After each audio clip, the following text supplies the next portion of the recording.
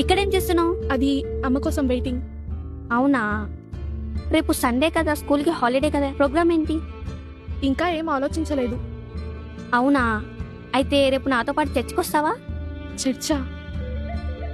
సరే వస్తాను. Thank you.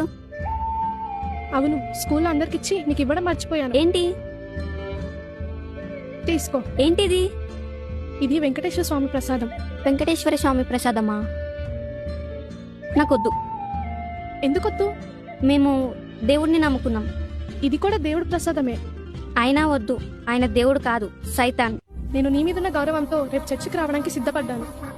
కానీ జస్ట్ మా దేవుడి ప్రసాదం తినమంటే దేవుడు కాదు సైతాన్ అంటున్నావు. అంటే మీకు టేక్ రెస్పెక్టే కానీ గివ్ రెస్పెక్ట్ లేదా? నీతో పాటు మీ చర్చికి రావాలి, కానీ నాతో పాటు గుడికి రావు.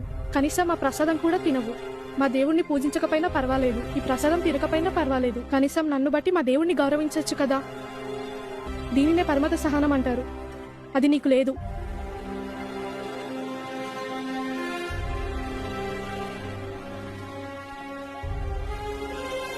ఓయ్, ఒక్కటి గుర్తుపెట్టుకో, హిందువులంటే ఓర్పు సహనం మౌనంగా ఉంటారనుకుంటున్నావేమో. మేము నిద్రపోతున్న సింహాలం, లేపద్దు. మా ఆత్మగౌరవం ఒక్క పిలుపుతో భారతదేశం దద్దరిల్లిపోతుంది. అదే జై Sriram. Feeling the same cold, our times are lethal. They make your heart blow. I walk this shit.